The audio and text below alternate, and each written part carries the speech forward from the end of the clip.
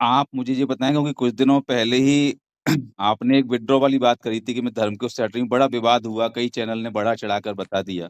हाँ जी। उसमें मतलब क्या था एक्चुअली में और चैनल्स ने किस तरह से उसको मिस इंटरप्रेट करके गलत मैसेज कन्वे किया? देखिए, मैंने ये बोला था कि मैं मौनी अमावस्या पे धर्म के प्रचार-प्रसार का रास्ता छोड़ने वाली हूँ। लेकिन बहुत से चैनल्स ने संक्रांति वाले स्नान पे ही ये क्लियर कर दिया था कि उन्होंने धर्म का रास्ता छोड़ दिया है। जी, उन्होंने पहले ही ये घोषित कर दिया था कि उन्होंने तो बस अब छोड़ ही दिया है, अब वो अपने मॉडलिंग में, एंकरिंग में वापस जा रही हैं।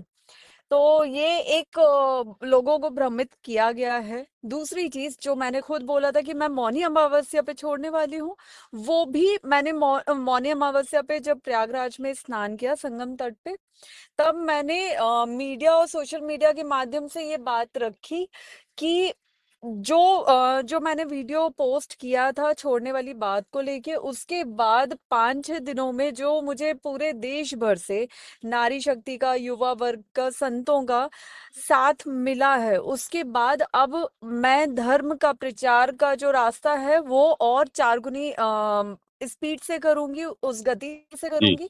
लेकिन साथ में, क्योंकि मैं कोई साधु संत नहीं हूँ जिसे कोई दान दक्षिणा देगा उससे जी। हमारा जीवन यापन होगा। हुँ, तो हुँ। साइड में हम थोड़ा बहुत काम भी करेंगे जो धर्म से जुड़ा हुआ होगा, जिससे मेरी दैनिक दिनचर्या जो है वो चलती रहे और जी, मुझे अपने काम में भी सहयोग मिले। बिल्कुल सही है। पैसा तो चाहिए। जी, हाँ, बिल्कुल। हाँ।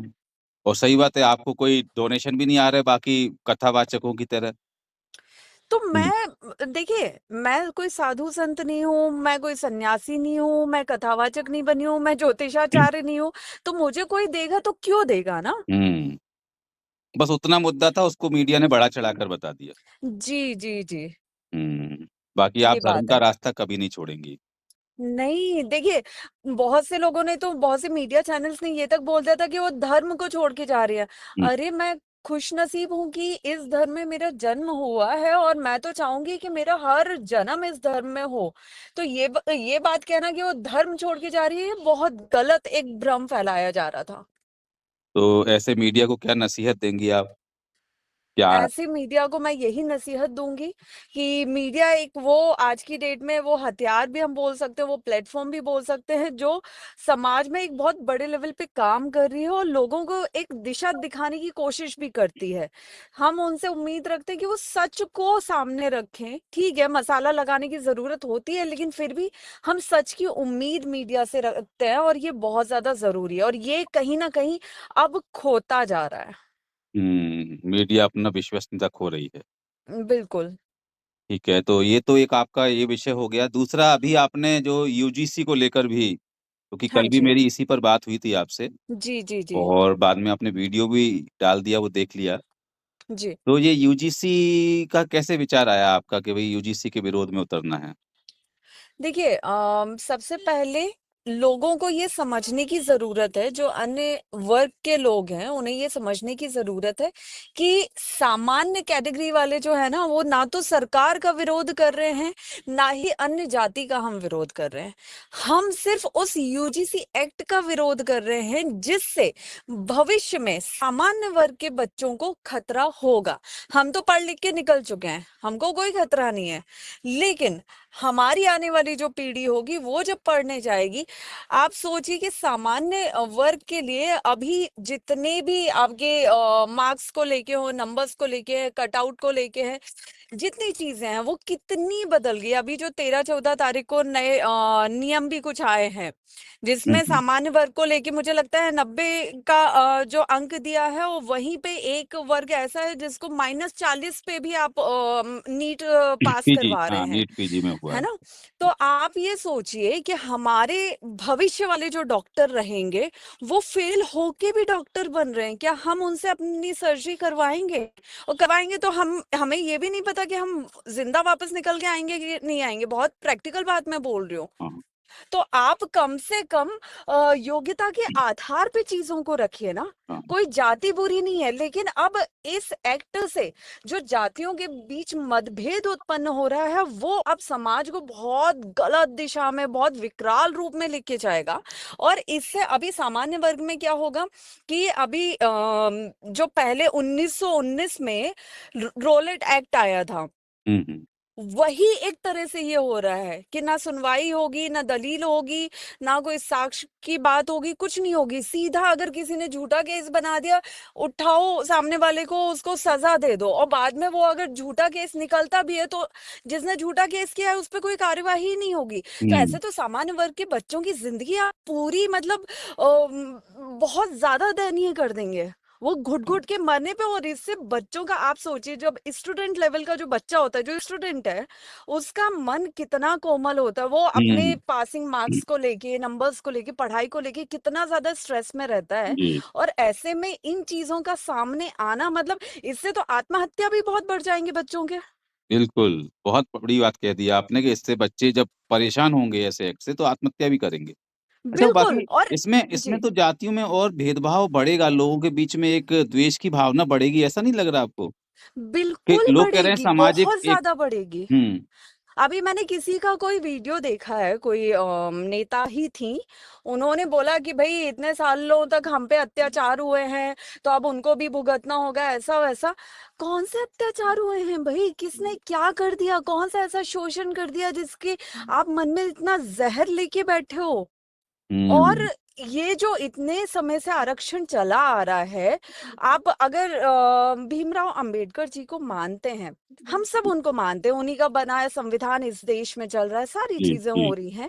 लेकिन उन्हीं भीमराव अंबेडकर की उच्च शिक्षा के लिए जो आर्थिक मदद की, वो एक क्षत्रिय ने की थी, जी। एक महाराजा ने की थी। उन्हीं भीमराव अंबेडकर की जो दूसरी पत्नी थी, वो एक हुँ। ब्राह्मण परिवार से थी। जी। तो जातिवाद कहाँ से चला आ रहा है? पहले भी तो हुँ। ब्राह्मणों ने अपनी बेटी दी हुई है ना। तो हाँ। कहाँ से क्यों इतना जहर भर भर रहा है? लेकिन इससे आने वाले समय में जो मतलब ग्रुपबाजी होगी, जो भी टारगेटिंग होगा, मतलब बहुत बुरे लेवल पे ये सब जाने वाला नहीं, है। आपने सही कहा, देखो पहले इतना जातिगत भेदभाव नहीं थे, जैसे आपने बोला भई मतलब उनने शादी भी की, उनको क्षत्रिय ने बिल्कुल। सहयोग भी किया। लेकिन आपको क्या लग रहा है जो आज की सरकार ये जो कानून बना रही है, तो हम्म। क्या ये सरकार जातियों में भेदभाव बढ़ा रही है? देखिए, सरकार अपने वोट बैंक के लिए ना जातियों को अब बहुत ज्यादा भड़का रही है, क्योंकि कहीं ना कहीं इस चीज की अभी जरूरत नहीं थी। सब कुछ अच्छा जा रहा था, आज की डेट में बड़े से बड़े पोस्ट पे ये लोग बैठे हुए हैं। जी। लेकिन अब सडनली इसको लाना, चुनाव के आने के समय सडनली इन चीजों का होना, तो ये कहीं ना कहीं ये जानबूझ के की हुई चीजें भी लग रही हैं। हुँ। तो इससे क्या मतलब परिणाम क्या आने वाला है? समाज में और विकृति पैदा हो रही है। समाज में बहुत द्वेष पैदा होगा, बहुत ज्यादा लोगों की मानसिकता चेंज हो जाएगी।